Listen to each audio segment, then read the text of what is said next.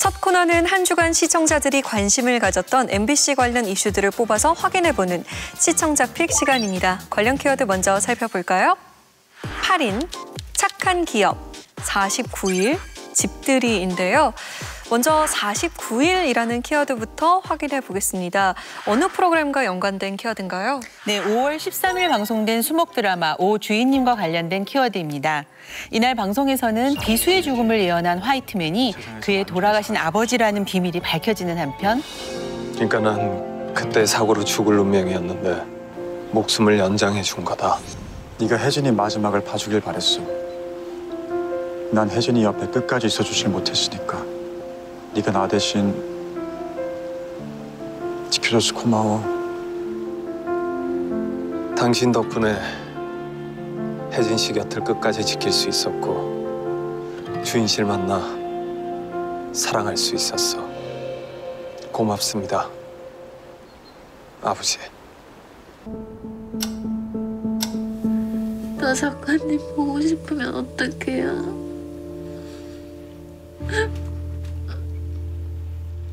잠깐만.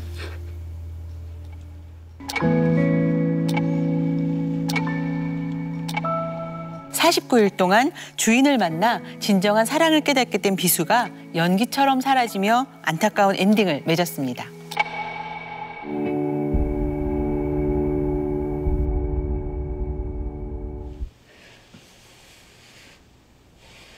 한비수, 한비수.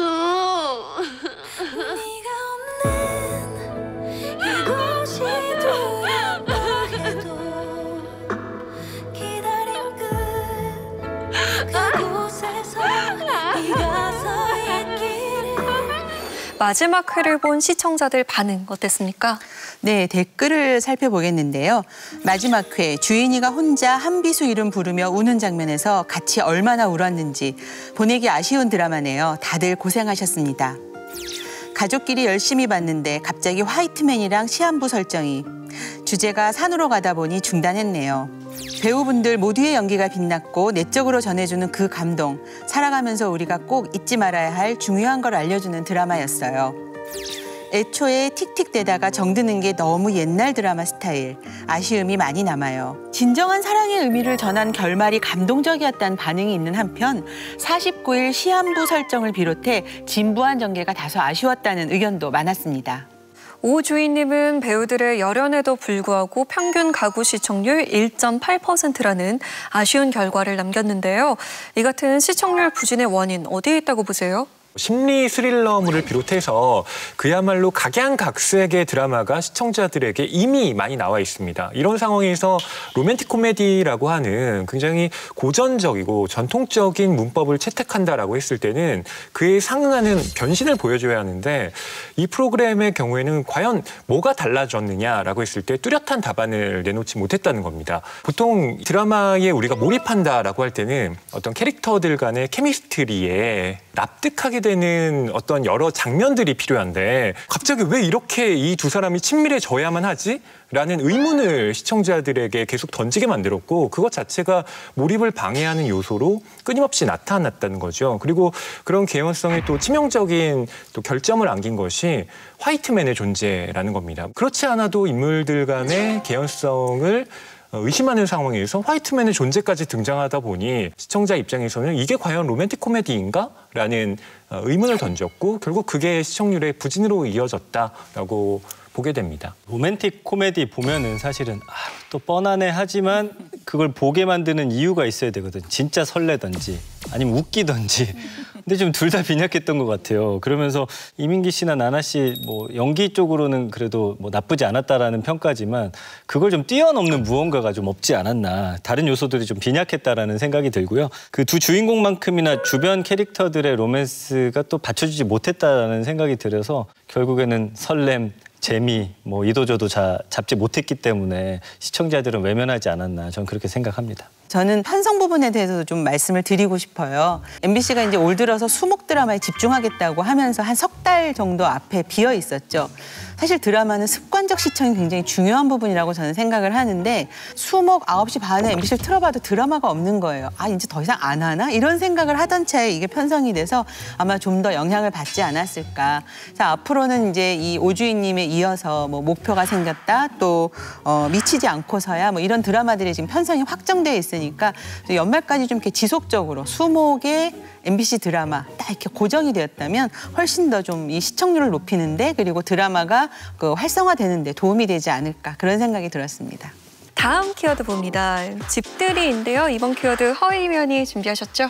네, 5월 10일 방송된 안 싸우면 다행이야 관련 키워드입니다. 이날 방송에서는 황도의 청년회장이 된 안정환 씨의 입주기념 블루하우스 집들이가 열렸는데요. 집들이 손님으로 초대된 일명 허수 커플 허재 최용수 씨가 특별 케미스트리를 선보였습니다.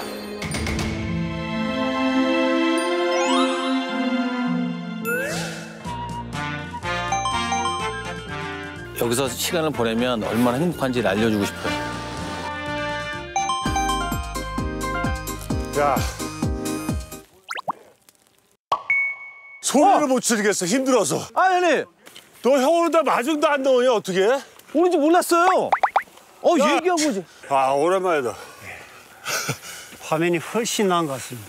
화면이 훨씬 나은 것 같습니다. 인사치레 그렇게 하는 거 아니에요? 화면보다 낫다고 하잖아요. 훨씬 더 좋습니다. 이렇게 해야 되는 거 아니야? 왜 이렇게 좋으세요? 화면이 훨씬 나은 것 같습니다. 그래? 아, 아니. 그러잖아, 두 분이 처음이네요? 아니? 저는 처음 뵙는 것 같은데. 아, 진짜? 예. 아유, 키도 크시고. 아유, 그것이 다 크시네. 아유, 그것이 다 크시네.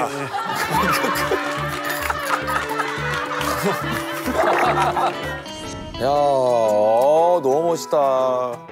내가 좋아하는 선배들 다 왔네. 여기서 씻고 이렇게 하면 돼요. 여기서 씻는 거야? 네. 여기가 부엌. 진짜 자연인인데? 네, 여기 부엌. 제가 저기 자고 이 식탁 이거 다 제가 만든 거예요. 그거? 이거 다 제가 만든 거예요. 여기서 잔다고? 네. 보시면 실망하실 것 같은데요. 이슬만 피하는 거지 이게 무슨 집이야. 여기서 이슬 피하는 게 최고예요. 어? 앉아. 네. 앉아. 왜? 배고프셨죠?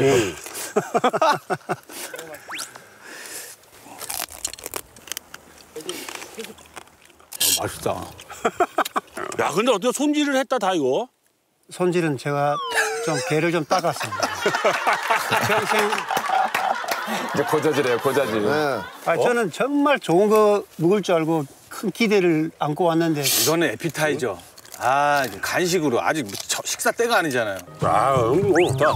오랜만에 왔더니 이런데. 공기 좋죠. 저는 이런 데 처음인 것 같아요. 그래? 네. 근데 이런 데 와야 돼. 이런 데 와야 저 힐링도 되고 좋지. 그러니까 여기 왔을 때 뭔가 내 안에 있는 쓰레기가 쫙 이렇게 씻겨 내려가는 느낌? 잡생각이 안 나는 것 같아요. 그러니까요. 황도 집들이 편에 대한 시청자들 반응 어땠습니까? 네, 댓글 살펴보면요. 허재, 최용수, 안정환이 이렇게 밝은 사람들이었나? 스포츠계의 스타들이 예능도 지배하네? 최용수님 은근 입담이 좋네요. 조용조용한데 센스 있고 웃김. 허재, 최용수 조합도 신선하고 이 조합 잘하면 역대급 조합 되겠다. 덕분에 집에서 황도 구경 잘 했습니다. 뭘 하든 싹싹한 황도 청년회장 안정환과 허재, 최용수의 만남이라니 시간 가는 줄 모르고 시청했네요. 안 싸우면 다행이야의 정점을 본 듯한 방송이었다라는 평과 함께 허재, 최용수 씨의 조합이 좋았다는 평이 많았습니다. 네, 한때 대한민국을 열광케 했던 전 국가대표 선수들의 인간적인 매력이 많이 드러났던 것 같습니다. 위원들은 어떻게 보셨어요? 저는 진짜 안 싸우면 다행이야 중에서 제일 재밌게 봤습니다. 안 싸우면 다행인데 진짜 싸울까 봐 조마조마했어요, 두 사람이. 그리고 안정환 씨가 사실은 거기서 완전히 기가 죽어가지고 최용수 씨한테 뭐 이렇게 아무 말도 못하면 이게 재미가 없었을 텐데. 감독님, 이거 일로 와보세요. 개 있잖아요. 잡아가지고 이 여기 안에하고 여기 겉에 빡빡 좀 닦아주세요. 이거 적응 못할 텐데. 나는 자연산 생선 그 꿈에 부풀어가지고 이마 왔는데. 계속 투덜거리시면서 말로는 그러는데 또 행동은 열심히 해요. 이게 약간 부조화스러운 면이 또 이분의 캐릭터가 되면서 굉장히 흥미로웠고요. 이제 여기서 이제 최정점은 이제 허재 씨 딱 등장했을 때 처음 봤는데 키가 정말 크시네요 하면서 코도 크다. 이게 진짜 허재 형님한테 대놓고 이게 코 크다는 이 얘기를 리액션 못 하거든요. 감히. 허재 씨도 또 보면서 아유 감독하더니 얼굴 많이 상했네. 최용수 씨한테 하니까 고생 많이 한 것 같아. 감독하면서.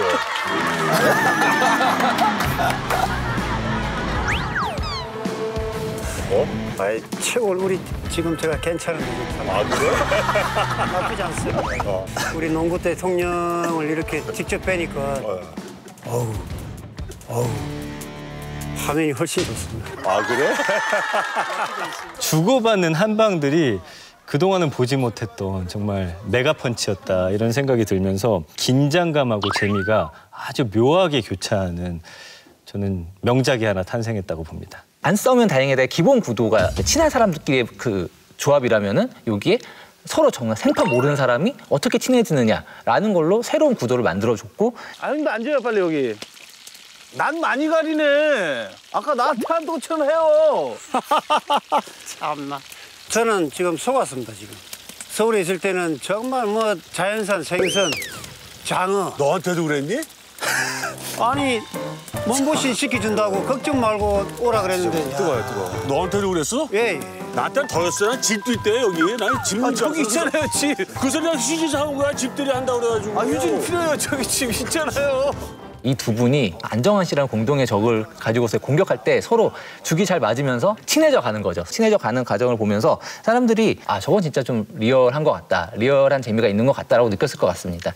가장 빛났던 거는 캐스팅인 것 같아요. 이 함께한 시간들의 힘이 가장 잘 반영된 캐스팅이어서 이 안정환 씨와 허수 커플의 1대2의 대결이든 뭐 각각 개별적인 것이든 그 각각의 모든 상황에서의 재미가 잘 살아났는데요. 안정환 씨가 이렇게 개성 강한 선배들을 쥐락펴락하면서 보여주는 밀당이 굉장히 흥미롭기도 하고 때로는 두 분들이 이 안정환 씨를 공격하기도 하죠. 그래서 그 관계의 재미를 보는 게 굉장히 흥미로웠고 이제 청년회장이 됐으니까 아마 이 황도가 정말 핫플레이스가 돼서 좀 자주 등장할 것 같고 이 황도가 보여주는 그 자연 그대로의 어떤 멋들 이런 것들이 안정환 청년회장과 함께 어떻게 펼쳐질지 앞으로가 더 기대되는 그런 시간이기도 했습니다.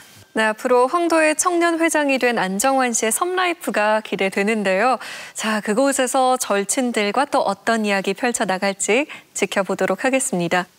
다음 키워드 봅니다. 착한 기업입니다. 이건 어떤 프로그램과 연관된 키워드죠? 예, 5월 16일 탐사기획 스트레이트 관련 키워드입니다. 이날 방송은 앞다퉈 ESG 경영 선언하는 기업들, ESG 열풍의 실체는 이란 주제로 꾸려졌는데요. 친환경, 사회적 책임, 투명한 지배구조를 갖춘 착한 기업이 되겠다고 선언한 곳들이 과연 얼마나 진정성 있게 실천하고 있는지 집중 취재했습니다. 환경과 사회 그리고 지배구조라는 뜻의 영어 단어 그 첫 글자를 따서 만든 거죠.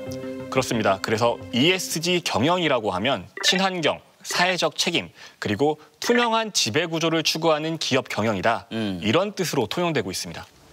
먼저 이 ESG란 개념이 국내 주요 기업들의 사업에 큰 변화를 일으키고 있는데요. 어떤 사정이 있는지 살펴봤습니다. 재계 서열 7위인 하나그룹. 초기엔 회사 이름처럼 화약 제조 사업을 중심으로 성장했습니다. 그런데 지난해 11월 주식회사 하나가 오랫동안 공들여온 무기 제조 사업 중 집속탄을 만드는 사업팀만 따로 떼어내 매각한 겁니다. 2010년 UN 주도로 집속탄 금지 협약이 체결됐습니다. 하지만 우리나라는 남북 대치 상황을 이유로 협약에 참여하지 않았습니다. 해외 투자자들은 바로 이 점을 문제 삼았습니다. 네덜란드와 스웨덴, 노르웨이 등 유럽 연기금들이 주식회사 한화를 투자 금지 기업 리스트에 올린 겁니다. 해외에서 석탄 발전소 건설 사업을 진행 중인 한국전력. 지난해 4월 세계 최대 자산운용사인 블랙록이 한전에 서한을 보냈습니다. 석탄 사업에 계속 투자하는 근거를 밝혀달라는 요구였습니다. 사실상 환경을 오염시키는 석탄 사업에서 손을 떼라는 압박이었습니다. 취재 내용을 보니까 기업들이 하루가 멀다 하고 ESG 경영한다 이렇게 홍보하는 게 이해가 되네요. 그렇죠. 그런데 중요한 건 말이 아니라 정말 잘 실천하고 있느냐 이거 아니겠습니까? 네, 그런데 취재를 해보니까 정말 실천할 의지가 있는 건지 너무 알맹이가 없는 건 아닌지 의심되는 사례가 많았습니다. 식품업계 강자 삼양식품. 지난해 오너 일가인 전인장 회장이 회사 돈 50억 원을 횡령한 혐의로 실형이 확정됐습니다.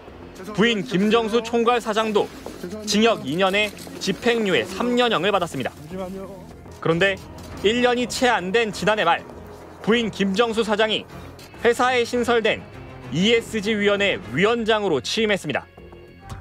이에 대해 삼양식품 측은 김정수 총괄 사장이 ESG 경영 강화에 대한 의지를 표현하면서 외부 ESG 평가 등급도 상향됐다며 문제될 게 없다는 입장을 밝혔습니다. 기업의 잘못을 덮거나 이미지 세탁을 하는 수단으로 ESG 경영을 활용하고 있는 행태들이 드러났습니다. 시청자들 반응 어땠어요? 예, 댓글 살펴보면요. 이번 주 주제에 평소에 너무 관심이 많고 궁금했던 것입니다. 역시 스트레이트. 무늬만 ESG 경영 기업은 반성하시죠. 휴지 줍기, 달리기, 걷기 퍼포먼스 하면 ESG 경영인가? 여러분, 그래도 ESG는 필요합니다. 제대로 실현된다면 아주 바람직한 방향성이에요. 지금 우리나라에 필요한 건 ESG를 없애는 게 아니라 ESG를 가장하여 수입을 올리려 하는 언론사, 기업들을 규제할 수 있는 제도를 마련하는 것입니다. 이처럼 무늬만 ESG 경영을 하는 기업들의 행태에 분노하고 이러한 기업에 대한 규제가 필요해 보인다는 의견이 많았습니다. 위원들은 이번 방송 어떻게 보셨습니까? ESG 경영이 갖고 있는 어떤 본질적인 진정성이 무엇이고 이를 제대로 구현하기 위해서는 어떻게 해야 하는지 개념에서부터 좀 폭넓게 우리가 이걸 살펴볼 수 있는 시간이었던 것 같아요. 특히나 이런 것들을 다양한 기업의 사례를 통해서 이야기를 하니까 시청자 입장에서는 굉장히 이해하는 데 도움이 됐죠.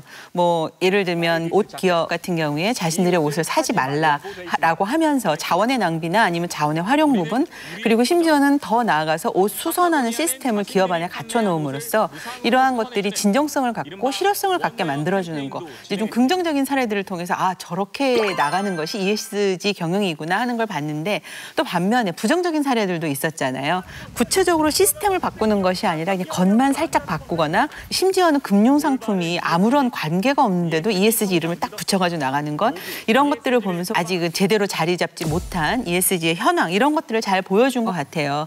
그리고 기사를 좀 찾아봤어요. 가장 많이 나오는 게 ESG 경영 가속화라는 것들이 굉장히 많이 나오더라고요. 그래서 아마 이런 그 스트레이트 방송을 본 시청자라면 그래 어떻게 가속화하는지 제대로 하는지 내가 한번 봐줄게 이런 생각이 들 것 같아서 그 진정성과 실효성 있는 그 나아감에 스트레이트가 앞으로도 좀 더 많은 방송들을 해주셨으면 하는 기대가 있었습니다.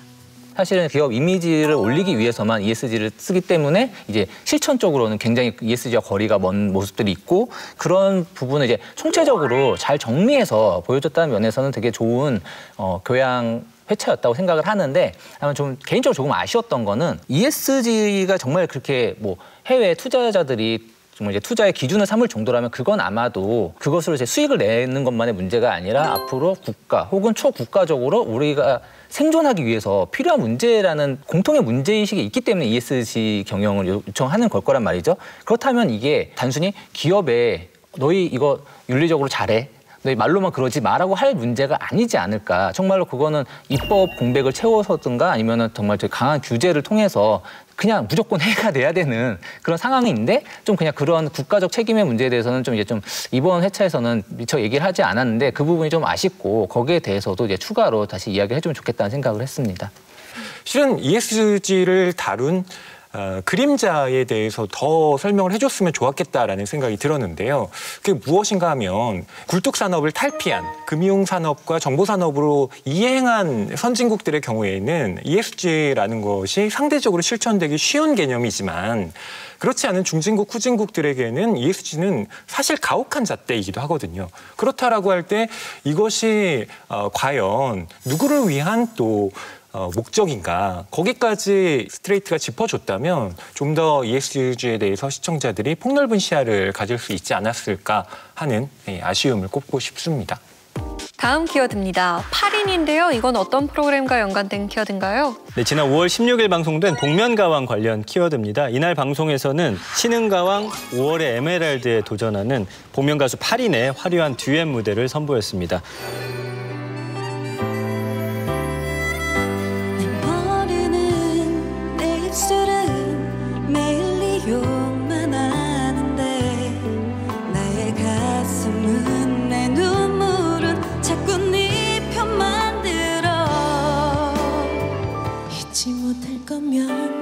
이럴 거면 날 붙잡을걸 내 곁에라도 서볼걸 사랑한다고 너 없이 못 산다고 이촌동 그 길 아직도 지날 때 마치 어제 일처럼 선명해요 밤의 공원도 그 햄버거 집도 지하상가 그 덮밥집도 Just another boy 너무나 외로워 지금 네 곁에 있어도 baby I'm so lonely lonely lonely baby I'm so lonely lonely lonely lonely lonely 누가 사랑을 아름답다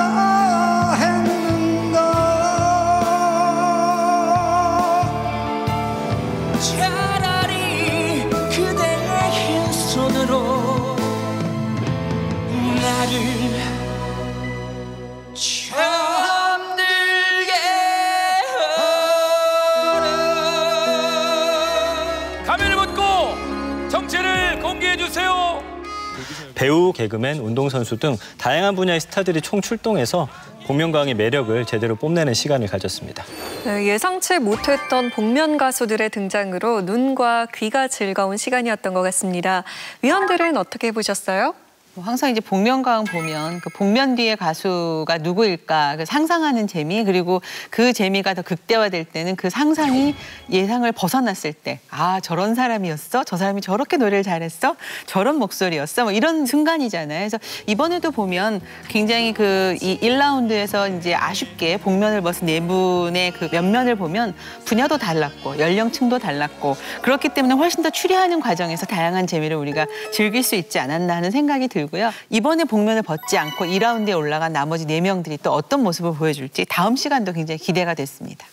저는 개인적으로 복면가왕에서는 가왕급은 아니더라도 거의 준 프로급으로 잘 부른 사람이어서 가수인가 싶은데 딱 벗었는데 전혀 의외의 사람이 나왔을 때 그때 굉장히 좀 재미를 느끼는 것 같은데 이번에는 그런 재미가 다 충족이 됐었던 것 같아요. 이제 저 이번에 내류에게 지긴 했지만은 가란 말이야 이제 굉장히 정말 많은 국민들이 봤었던 S본부의 그 펜트하우스 도비서 김도연 배우였잖아요. 그러니까는 성량도 성량이지만은 정말 자기 리듬을 가지고서 잘 부르고 특히 솔로곡에서 굉장히 잘 부르시더라고요.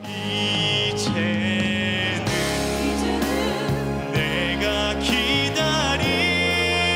기다릴게요 비가 오면 우산 들고 내가 서 있을게요 당신이 내게 했던 것처럼 내가 안아줄게요 이게 또 제 생각에는 이 엄기준 씨가 나오면 그만큼 재밌었지 않았을 것 같아요. 이게 도비서가 나와야 재밌거든요. 도비서가 나왔을 때 정말 너무 반갑고 정말 재밌고 그런 회차였던 것 같습니다. 근데 이번 회차에서는 저는 성대모사라고 하는 것이 두드러졌다라고 생각을 하는데 예컨대 저 이번에 내려요와 트루디 씨가 같이 랩 배틀을 하는데 트루디 씨의 목소리를 거의 복사기 수준처럼 똑같이 하는 네가 뭘 알아 날 판단은 말아 내 키는 작지만 너보다 큰 게 너무나 많아 헬로 죽이는 후 빠시 내 빨리 그 끝 나 이제 올라가 정상을 향해 hollywood T-R-U-E-D-Y This is Trudy 나를 잘 봐 Okay 똑같아 날 동경에 저 밑에서 날 봐 유미래 기다려 진원 quiz back Let's go 그리고 최병서 씨의 개인기 또한 성대모사를 그냥 한 게 아니라 다 노래로 불렀잖아요. 노래 기다리고 있잖아, 베이베. 어우, 좋아.